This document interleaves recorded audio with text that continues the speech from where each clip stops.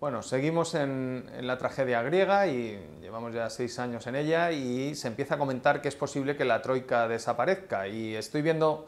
en el debate ciertos errores conceptuales que se asocia la austeridad y los errores de política económica a la troika y vamos a intentar aclararlo para que se intentar entender mejor Europa. Vivimos en Europa y estamos, como dijo Ortega y Gasset, España tiene un problema de pedagogía, por lo tanto hagamos pedagogía de cómo funciona Europa. Desde el Tratado de Roma y el nacimiento del proyecto europeo hay un principio básico de ordenación del proyecto europeo que se llama principio de subsidiariedad. El principio dice que el poder reside en los estados, por lo tanto se han creado una serie de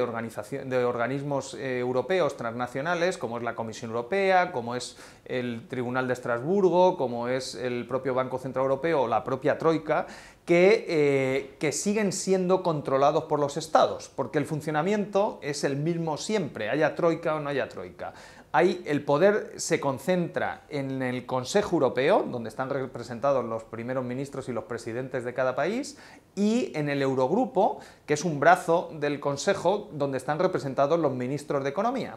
Y luego viene la troika. ¿Cómo funciona el proceso? Bueno, todo esto se improvisa en la crisis de Grecia en mayo del 2010, los tratados no contemplaban un rescate a un país, pero había que rescatar a Grecia. Grecia estaba al borde de una fuga de capitales y de un corralito y había que tomar decisiones muy precipitadas y se decide crear un organismo que estaba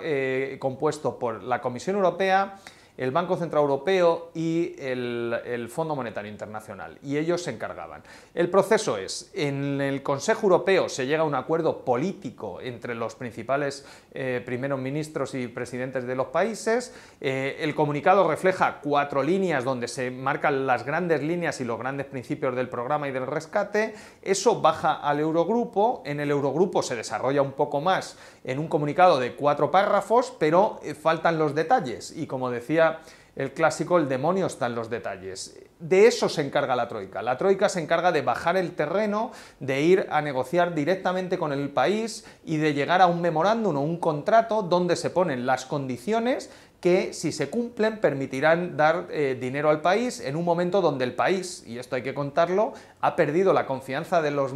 inversores internacionales, incluso de sus propios ciudadanos, con fuga de depósitos, y necesita financiación externa. La troika es una comisión técnica que tiene su influencia, evidentemente, pero eliminando la troika no vamos a eliminar la condicionalidad ni vamos a eliminar los errores de política económica o los aciertos.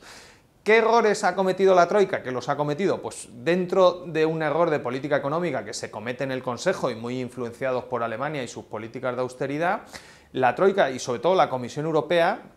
ha cometido errores de predicción. Han dicho que los países iban a crecer más y iban a generar más empleo de lo que luego ha sucedido y eso ha complicado el cumplimiento de los programas. Eso va a seguir pasando, exista la troika o no exista la troika, porque la Comisión Europea cada 6 meses va a hacer sus previsiones y sus proyecciones para cada país. Por lo tanto, el mensaje es muy claro, no satanicemos ni culpemos a la troika de todos los males, centrémonos en el debate de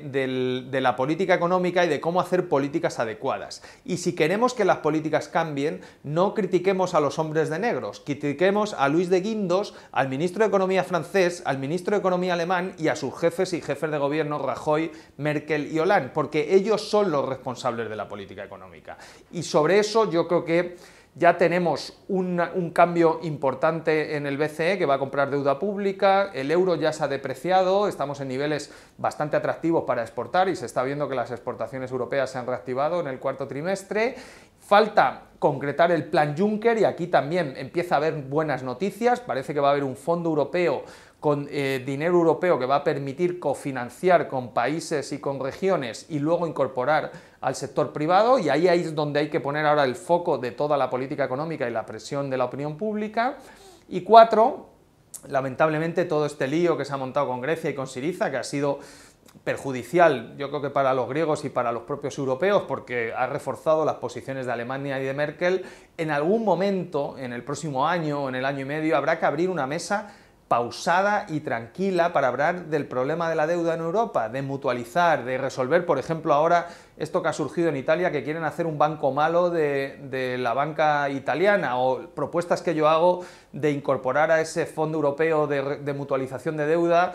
propuestas de impagos y desahucios de hipotecas que podrían resolver un problema social y resolver el problema del crédito en España. O sea, todavía hay cosas por resolver en Europa y hay deudas, no solo la griega, sino también deudas privadas que hay que reestructurar y poner en orden. Yo creo que con todo eso, un cierto orden de sostenibilidad en la deuda, con un programa de estímulo fiscal y un programa de estímulo monetario, pondrá otra vez a Europa a crecer y a bajar la tasa de paro, que debería ser el objetivo de la política económica y de la sociedad europea. Y eso se hará con troika o sin troika. La clave está en el Consejo y en los gobiernos que siguen teniendo la mayor parte del poder.